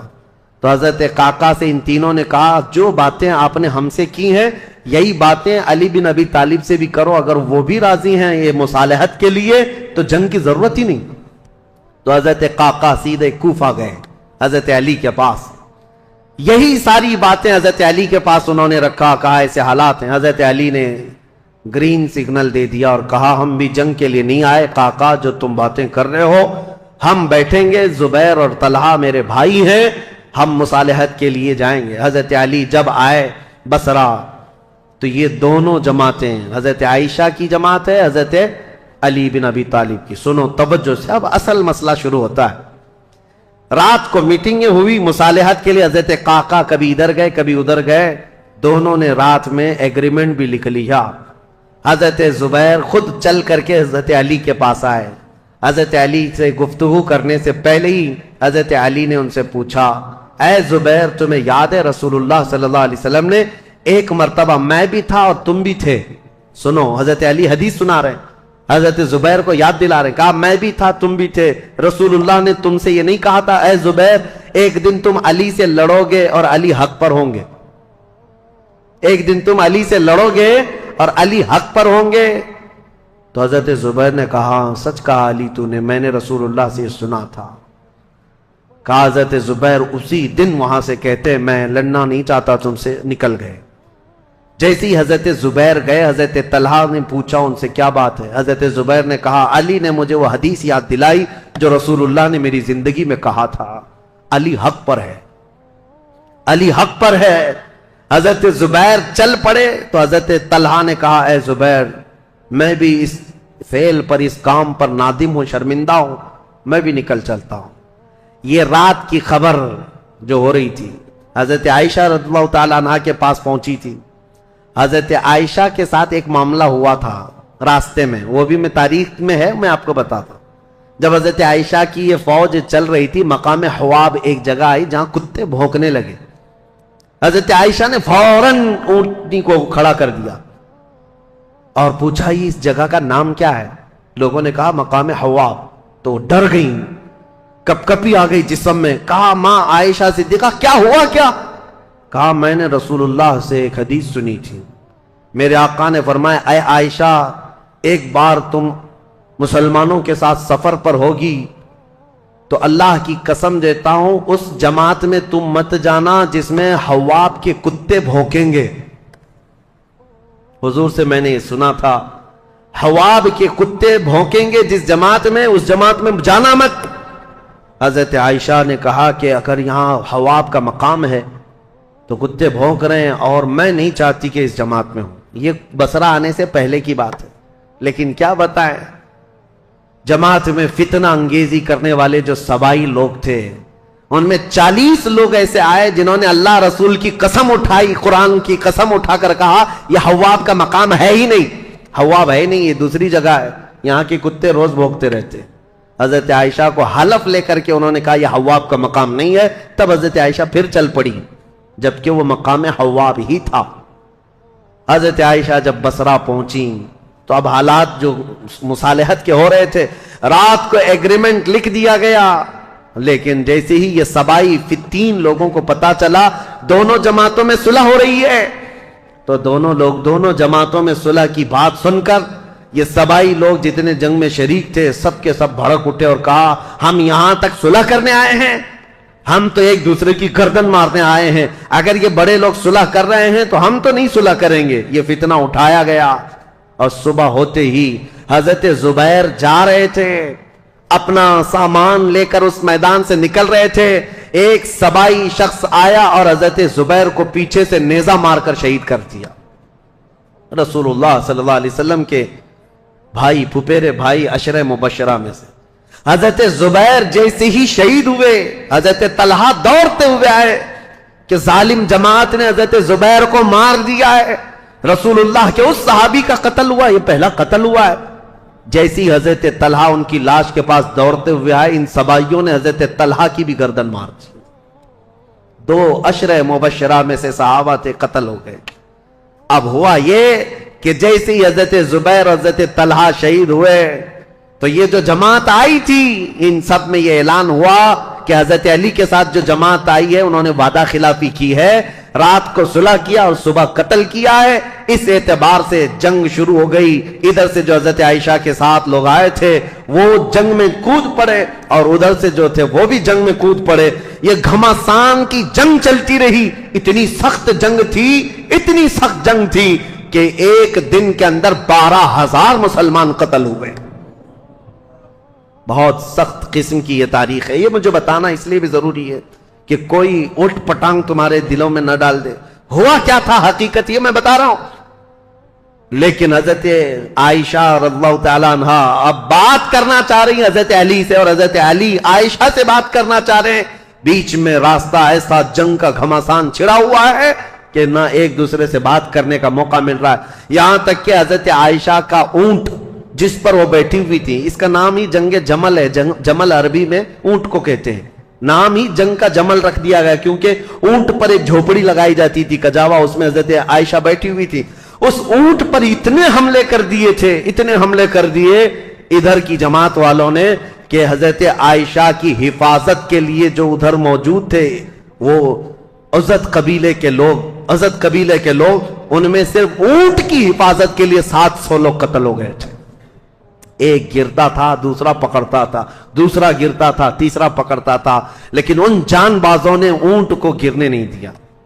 حضرت علی رضی اللہ تعالیٰ عنہ نے پھر حکمت کے ساتھ فرمایا کہ یہ جنگ ختم ہوگی اس وقت جب یہ اونٹ بیٹھے گا، تو اپنی ایک معتمد جماعت کو جو اہل حق تھے ان کو بھیجا کہ جاؤ تم کسی نہ کسی طرح سے اونٹ کو نیچے پیروں کی طرف سے کچھ زخمی کر دو یا کسی طرح اونٹ بیٹھ جائے۔ وہ گئی ایک جماعت حضرت علی کی طرف سے، جنگ کے لیے نہیں، انہوں نے کسی نہ کسی طرح اونٹ کو بٹھا دیا۔ جیسے ہی اونٹ بیٹھ گیا ام المومنین نیچے آئیں۔ اگر حضرت عائشہ صدیقہ کے ساتھ کچھ بھی ہو جاتا امت میں بہت بڑا فتنہ ہوتا۔ رسول اللہ کی زوجہ کے ساتھ اگر کسی نے ہاتھ بھی لگایا ہوتا اس وقت بڑا مسئلہ ہوتا۔ حضرت علی کے لیے کتنا بڑا چیلنج تھا یہ، ان کی خلافت کے دور کا سب سے بڑا چیلنج ہے۔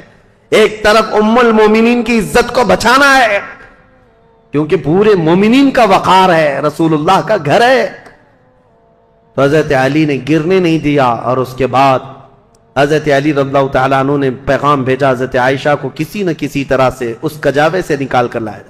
جیسے ہی نکال کر کے لایا گیا ام المومنین رو رہی تھی۔ حضرت علی کرم اللہ وجہہ الکریم وہاں گئے تو ان کی آنکھوں میں بے اختیار آنسو تھے، پھوٹ کر رو رہے تھے کیونکہ جانتے تھے ایک ہی گھر کے ہیں۔ حضرت علی رضی اللہ تعالیٰ عنہ سے سب سے پہلے حضرت عائشہ کھڑی ہوئی، کہا اے علی بن ابی طالب، صرف ایک غلط فہمی کی وجہ سے یہاں تک معاملہ پہنچ گیا۔ حضرت علی نے کہا ماں عائشہ صدیقہ آپ سچ کہتی ہیں کہ غلط فہمی نے یہاں تک پہنچا دیا۔ دونوں کے وہی جملے تھے، حضرت عائشہ کہتی ہے میں ہرگز نہیں چاہتی تھی کہ خون مسلم بہ جائے، کسی مسلمان کا قتل ہو جائے، لیکن اتنا بڑا معاملہ پیش آیا۔ دونوں یہ عظیم صحابہ، وہ زوجہ ہیں، یہ صحابی ہیں، داماد ہیں، رونے لگے، اس معاملے پر بہت گریہ وزاری کی۔ اس کے بعد مولا کائنات علی بن ابی طالب بیٹھے ہوئے تھے، ایک شخص آیا حضرت زبیر کے قتل کا پیغام لے کر آیا، کہا حضرت زبیر کو نیزہ مار کر شہید کیا گیا ہے۔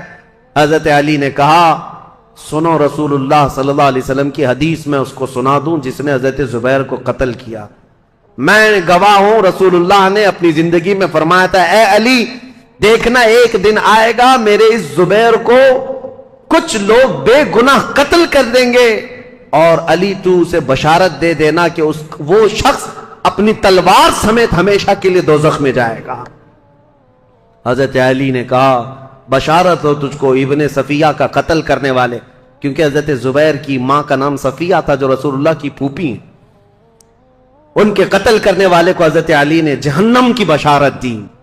اور ادھر حضرت علی کی رضی اللہ تعالیٰ عنہ کی جماعت میں جو صحابہ تھے ان میں بھی بہت سارے قتل ہوئے۔ لیکن میرے عزیزو یہ غلط فہمی شیطان کی طرف سے ڈالی ہوئی سبائی فتنہ کتنا ڈینجر ہے آپ کو میں بتاؤں۔ اسی لیے کفار و مشرکین سے لڑنا آسان ہے، لیکن جماعت میں موجود غداروں سے اور منافقین سے لڑنا بہت بڑا چیلنج ہے، بہت بڑا چیلنج ہے۔ اسی لیے ہمیشہ سترک رہو، ہمیشہ محتاط رہو کہ تم اس دین پر قائم رہو جس پر اللہ اور اللہ کے رسول نے اپنے صحابہ کو چھوڑا ہے۔ اس کے علاوہ کوئی دوسرا راستہ امن والا ہے نہیں۔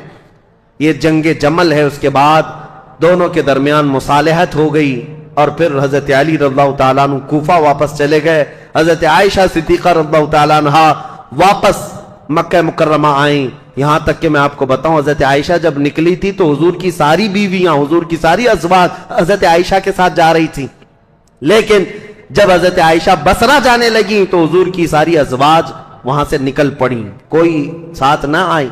اب اس معاملے کو میں آپ کے سامنے رکھتا ہوں میرے عزیزو، اے سنیوں۔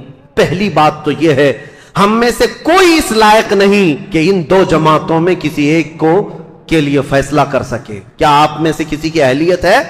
کوئی اس لائق ہے کہ کبھی حضرت علی کے بارے میں فیصلہ دے یا حضرت عائشہ کے بارے میں فیصلہ دے؟ جب تمہیں پتا ہے میری حیثیت ہے ہی نہیں۔ ارے ماں باپ لڑ جائیں تو بچے کی یہ حیثیت نہیں ہوتی کہ وہ ماں باپ میں فیصلہ کرے، وہ تو امت کے ان کبار لوگوں کی بات ہے جو رسول اللہ کی شرف صحابیت حاصل کیے ہوئے ہیں۔ پہلی بات اپنی زبان کو لگام دینا، یہ ہوا تھا تو یہاں ایسا نہیں ہونا تھا، وہاں ایسا نہیں ہونا تھا، یہ کوئی گھر کا حادثہ نہیں ہے، کسی گلی محلے کا حادثہ نہیں ہے۔ یہ دو جماعتیں صحابہ کی، دونوں جماعتیں جن کے متعلق قرآن کی آیتیں ہیں رضی اللہ عنہم ورضوا عنہ، اللہ ان سے راضی ہوا اور وہ اللہ سے راضی ہیں۔ وَكُلًّا وَعَدَ اللَّهُ الْحُسْنَى 27ویں پارے کی آیت ہے، اللہ نے فرمایا ان سب سے اللہ نے جنت کا وعدہ فرمایا، جنت کا وعدہ فرمایا۔ غلط فہمی سے ہونے والی یہ جنگ اگرچہ کئی مسلمانوں کا قتل ہوا، لیکن اس پر اللہ کریم کی بارگاہ میں فیصلہ ہوگا اور رب العالمین احکم الحاکمین یوم قیامت یہ فیصلہ فرمائے گا۔ اور اسی لیے اے لوگوں اپنی زبانیں دراز کر کے خود فیصلہ دے کر کہیں تم اپنے ایمان کو خراب مت کر لینا، کہیں اپنی آخرت کو خراب مت کر لینا۔ اب آئندہ سے میں آپ کو بتاؤں جنگ جمل اور اسی طرح کے حضرت امیر معاویہ کے ساتھ ایک جنگ ہو گئی، جنگ صفین۔ اس کو تذکرے کی ضرورت نہیں، لیکن حقیقت میں وہاں پر بھی یہی غلط فہمی ہوئی تھی۔ حضرت امیر معاویہ چونکہ اعلان کر چکے تھے خون عثمان کا بدلہ لینا ہے، وہ بھی ملک شام سے آئے اور ایک جگہ پر حضرت علی رضی اللہ تعالیٰ عنہ کی فوج اور ان سے ٹکراؤ ہوا، اس میں بھی جنگ ہوئی، لیکن دو صحابہ کو حکم بنایا گیا، ایک حضرت عمر بن عاص اور ایک حضرت ابو موسیٰ اشعری۔ حضرت ابو موسیٰ اشعری حضرت علی کی طرف سے تھے، حضرت عمر بن عاص امیر معاویہ کی طرف سے تھے۔ سارے دونوں جماعتوں نے ان دونوں کو حکم بنایا اور کہا یہ جو فیصلہ کریں گے اس پر دونوں جماعتیں راضی ہوں گی۔ حضرت عمر بن عاص اور حضرت ابو موسیٰ اشعری نے دونوں نے آپس میں بات چیت کر کے ایک صلح نامہ بنایا، ایگریمنٹ بنایا، کیا کیا ہوگا آگے، کس کس طرح سے معاملات طے کیے جائیں گے، اس پر دونوں جانبین کی دستخط ہوئی۔ حضرت امیر معاویہ بھی ملک شام چلے گئے، حضرت علی بھی کوفہ آ گئے، جنگ نہیں ہوئی، یہ جنگ صفین، اس میں صلح ہوئی ہے۔ لیکن سبائی فتنہ یہاں پر بھی کام کر گیا، انہوں نے ایک نئی جماعت کھڑی کر دی، خارجیوں کی جماعت۔ انہوں نے یہ کہا علی نے بھی کفر کیا ہے، امیر معاویہ نے بھی کفر کیا ہے، دونوں کے بارے میں کہا۔ کیوں؟ کہا دونوں نے حکم بنایا، اپنا فیصل بنایا، اور حکم صرف اللہ ہے، حکم صرف اللہ ہے، لا حکم الا للہ آیت پڑھتے تھے اور کہتے تھے قرآن میں تو ہے اللہ ہی حکم ہے، اللہ کے علاوہ کوئی حکم نہیں۔ حضرت علی نے اس کے متعلق یہ فرمایا تھا کلمۃ حق ارید بها الباطل، کلمہ تو حق ہے جو کہہ رہے ہیں لیکن اس سے معنی باطل مراد لے رہے ہیں۔ جیسے آج بھی بہت ساری جماعتیں ہیں آیتوں کو کس پر فٹ کر دیتے ہیں، مشرکین پر اتری ہوئی، مشرکین کے لیے اتری ہوئی آیتیں وہ مومنین پر فٹ کر دیتے ہیں۔ خارجی ایک جماعت تیار ہوئی جو حضرت امیر معاویہ کی بھی دشمن، حضرت علی کی بھی دشمن۔ ان لوگوں نے یہ فتنہ اٹھایا کہ یہ دونوں جماعتیں کافر ہو گئی، ہم اپنی جماعت لے کر الگ ہوتے ہیں۔ اور یہ جماعت ایک پھر نئی بنی، شیعہ حضرات کے بعد ایک خارجی جماعت، اور یہ جب کافر خود ہو گئے، ظاہر سی بات ہے رسول اللہ کے 2 صحابہ کو کافر کہنا خود کافر ہونا ہے، یہ جماعت نکلی، حضرت علی نے ان سے بھی مقابلہ کیا مقام نہروان میں، اور جتنے خارجی تھے یہ اتنے سخت ہو گئے تھے کہ جو بھی مسلمان گزرتا تھا اس کا پورا مال لوٹتے تھے اور اس کو جلا دیتے تھے۔ حضرت علی کی دشمنی میں مسلمانوں کے دشمن ہو گئے، تو پھر حضرت علی نے ان کے ساتھ مقابلہ کیا اور وہ جتنے خارجی ہوئے تھے ان کو قتل کیا۔ چند خارجی بچ کر کے وہاں سے نکل کر بھاگے اور انہوں نے اپنی الگ الگ جماعتیں بنائی۔ اب شدت بدلہ لینے کی شدت انتقام اتنا گھر کر گیا خارجیوں میں کہ 3 خارجی لوگ ایسے ہوئے، میٹنگ کیا اور انہوں نے کہا دیکھو یہ روز روز کی جنگوں سے پریشان ہیں، یہ 3 بڑے لوگ جو ہیں علی بن ابی طالب، عمرو بن عاص، امیر معاویہ، ان تینوں کو قتل کر دیتے معاملہ ہی ختم ہو جائے گا۔ نعوذ باللہ، یہ 3 کاموں کے لیے عبد الرحمن بن ملجم، عمرو بن بکیر اور ایک شخص اور تھا برکہ بن عماد یا کچھ اس کا نام برکہ تھا، یہ 3 خارجی لوگ تھے، میٹنگ کیا، کہا ہم تینوں ایک ہی دن کا انتخاب کرتے ہیں، ایک ہی دن تینوں کو ماریں گے، 3 بڑے صحابہ کو، حضرت علی کو، حضرت عمرو بن عاص کو، حضرت امیر معاویہ کو۔ ان تینوں نے، حتیٰ کہ یہ جو عبد الرحمن بن ملجم ہے اس نے شادی کی، یہ عاشق تھا ایک عورت کا، اور اس نے شادی میں اپنی عورت کے مہر میں یہ رکھا تھا کہ 12,000 دینار مہر میں دوں گا اور علی بن ابی طالب کی گردن مہر میں دوں گا، قتل مہر میں رکھا تھا۔ اس قدر دشمنی کوٹ کوٹ کر بھری ہوئی تھی، اور ان تینوں نے ایک تاریخ متعین کی، رمضان المبارکہ کی، 17 رمضان کو تینوں اپنے اپنے علاقوں میں گئے۔ حضرت علی کوفہ میں تھے، حضرت عمرو بن عاص یہ مدینے میں یا دوسرے علاقے میں تھے، حضرت امیر معاویہ ملک شام میں تھے، تینوں پھیل گئے اپنے اپنے ان منصوبوں کو لے کر۔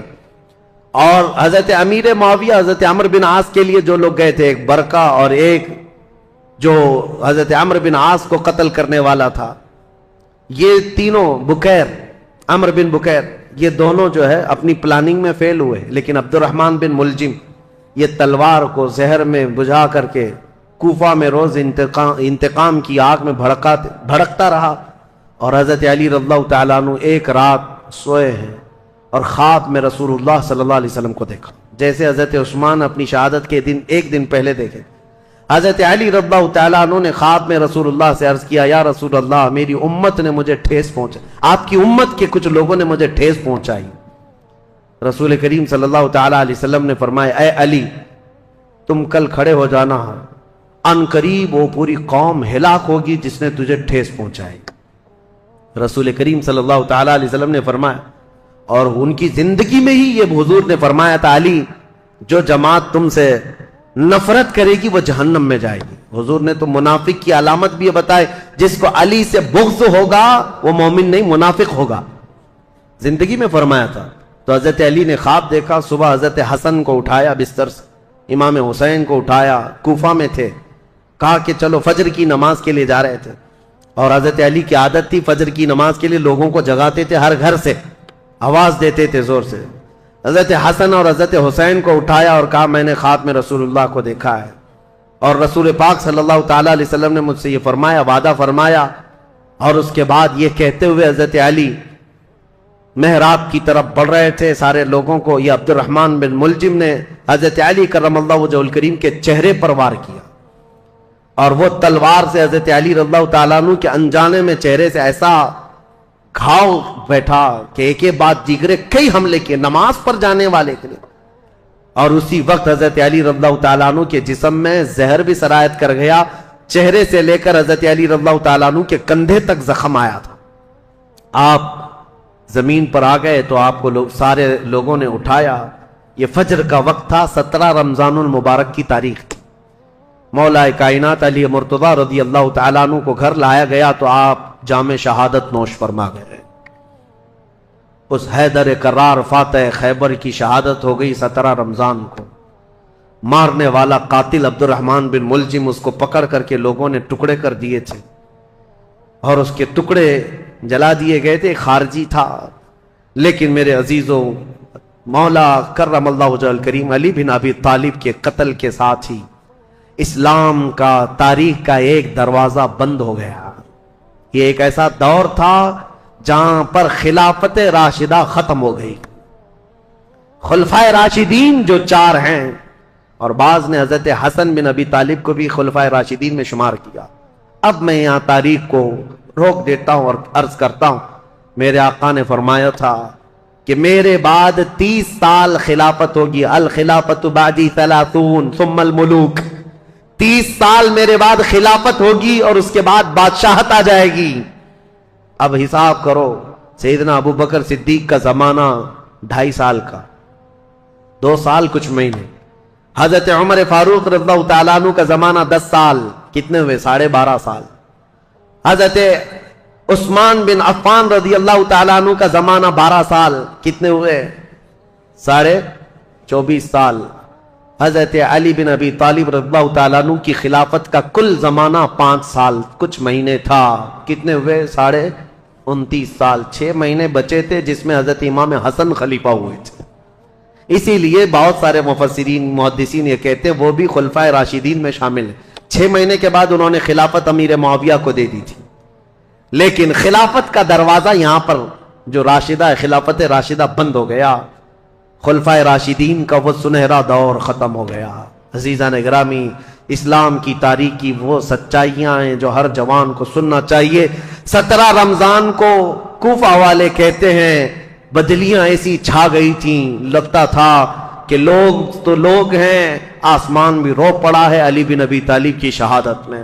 حضرت علی کرم اللہ وجہہ الکریم کا جسد خاکی لایا گیا. امام حسن نے نماز جنازہ پڑھائی، امام حسین نے غسل دیا تھا، اور آپ کو کوفہ شہر کے اسی مسجد کے کنارے دفن کیا گیا تھا. بعض روایات میں ہے آپ کے جسد مبارکہ کو لوگوں سے چھپا کر کے رکھا گیا تھا، کیونکہ خارجی جو جماعت تھی وہ اتنے شدید قسم کی نفرت کر رہے تھے کہ کہیں قبر کو اندھیرے میں کھود کر توہین نہ کریں، بے حرمتی نہ کریں. مولا کائنات علی مرتضیٰ رضی اللہ تعالیٰ عنہ کی قبر مبارکہ کو چھپایا گیا تھا. لیکن بہت ساری روایتیں بتاتی ہیں مقام نجف اشرف جو کوفہ کا حصہ تھا جہاں مولا علی کو دفن کیا گیا، آج بھی امیر المومنین کا دروازہ بڑی شان کے ساتھ کھلا نظر آتا ہے.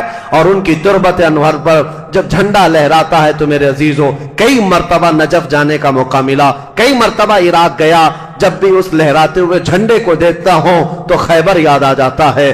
مولا کائنات کی وہ تلوار کی شکلیں لٹکائی گئی ہیں. اگرچہ شیعہ لوگوں کی وہاں پر حکومت ہے، لیکن حیدر کرار کے دربار میں جاتے ہیں تو دل ہچکونے لینے لگتا ہے اور بدن میں کپکپی آتی ہے. اس دربار میں آئے ہیں جس نے خیبر کے پھاٹک کو ایک ہاتھ سے اکھاڑ کر پھینکا تھا، جس نے اسلام کی تاریخ میں ایک نیا دروازہ کھولا تھا، جس کو رسول اللہ نے اپنی وفات کے وقت تک پسند کیا تھا. آپ کو پتا ہے پیدا ہوئے علی، حضرت علی جس دن پیدا ہوئے رسول اللہ نے اپنا لعاب پاک ان کو چٹایا تھا. روایات یہ ہیں حضرت علی نے آنکھیں کھولی نہیں تھی، سب سے پہلے آنکھیں کھولی تو دیکھا تو چہرے رسول کو دیکھا تھا. رسول کریم صلی اللہ تعالیٰ علیہ وسلم کے گھر میں پرورش پائے، اپنے باپ کے گھر میں نہیں، رسول اللہ کے گھر میں. جب رسول اللہ نے اسلام کی دعوت دی سب سے پہلے اسلام لانے والے علی بن ابی طالب تھے. جنگوں میں ہر جگہ شریک، بدر میں بڑھ کر مقابلہ کرنے والے. احد میں حضرت علی کے جسم پر 18 زخم ایسے تھے جن ہر زخم سے خون رستا تھا. صحابہ کہتے ہیں ہم کہتے تھے علی کو کہ زخموں کی پٹی کر لو، لیکن وہ دوڑے جاتے تھے کہ میں رسول اللہ کو دیکھ لوں. میدان جنگ میں اس طرح ثابت قدم رہنے والے. ایک مرتبہ لوگوں نے کہا حضرت علی ان کے پنڈلی میں ایک تیر ایسا چبھ گیا تھا کہ نکالتے تو گوشت نکل آ جاتا تھا، آپ نکالنے نہیں دے رہے تھے. لوگوں نے کہا علی بن ابی طالب کی اس پنڈلی سے تیر اس وقت نکالو جب یہ نماز پڑھنے کے لیے چلے جائیں، اس لیے کہ نماز میں ایسے محو ہو جاتے تھے دنیا و ما فیہا سے بے خبر، دنیا میں ہو کیا رہا ہے، کیونکہ وہ اپنے خالق کائنات کے رب کے حضور سجدہ کرتے. جو لوگوں نے یہ کہا حضرت علی جیسی نماز کے لیے رکعت باندھے، ان کی پنڈلی سے یہ تیر کھینچ کر نکالا گیا، اس تیر کے ساتھ گوشت بھی نکل کر کے آ گیا، لیکن ان کی نماز نہیں ٹوٹی. نماز مکمل کیا، سلام پھیرنے کے بعد لوگوں سے پوچھا کس نے میری پنڈلی سے تیر نکالا اور کس وقت نکالا مجھے تو خبر ہی نہ ہوئی۔ وہ حیدر کرار کی نماز تھی۔ رسول اللہ کے ساتھ ہر گھڑی رہنے والے حضور صلی اللہ تعالی علیہ وسلم نے اپنی عزیز لخت جگر فاطمۃ الزہرا کے لیے کسی کو منتخب کیا تھا، وہ علی بن ابی طالب کو منتخب کیا تھا۔ اور یہ بات بھی بتا دوں، رسول اللہ نے اپنے جانے کے وقت جن لوگوں کا نام فرمایا تھا کہ میں ان لوگوں سے راضی ہوں، وہ کون لوگ تھے جن کے ناموں میں حضرت علی کا نام تھا؟ حضور نے فرمایا میں ان سے راضی ہوں۔ وفات کے وقت بھی رسول اللہ ان سے راضی تھے، اور حضور صلی اللہ تعالی علیہ وسلم کے پردہ کرنے کے بعد جو سعادت حاصل ہوئی حضرت علی کو، حضور صلی اللہ تعالی علیہ وسلم کا کفن حضرت علی نے باندھا تھا، تجہیز و تکفین آپ نے فرمائی تھی، اور رسول کریم صلی اللہ تعالی علیہ وسلم کو آخری مرتبہ قبر انور میں جو اتارا گیا ہے، اس قبر میں اترنے والے بھی علی بن ابی طالب تھے۔ یہ فضائل، یہ کمالات بے شمار ہیں۔ مولا علی کرم اللہ وجہہ الکریم ان سارے فضائل و کمالات کو لے کر 17 رمضان المبارکہ کو یہ سورج غروب ہو گیا اور دنیا میں اندھیرا چھا گیا، فتنوں کا ایک نیا دور کھلا، اور پھر ایسے فتنے کہ آج تک تھم نہ سکے اور قیامت تک رک نہ سکیں گے۔ مولا علی شیر خدا، ان کی تربت پر کروڑوں سلام، ان کی تربت انور پر لاکھوں انوار و تجلیات رب کی اترے۔ عزیزان گرامی وقار، بات صرف اتنی کہوں گا، یہ چاروں خلفائے راشدین ہر ایک کا اپنے دور میں ایک ایک کمال ہے، اور ایسا کمال ہے کہ یہ چاروں خلفائے راشدین کی تاریخ اگر میں ایک جملے میں عرض کروں تو بات صرف اتنی ہے: اسلام تیری نبض نہ ڈوبے گی حشر تک، اسلام تیری نبض نہ ڈوبے گی حشر تک، تیری رگوں میں رواں خون ہے چار یار کا۔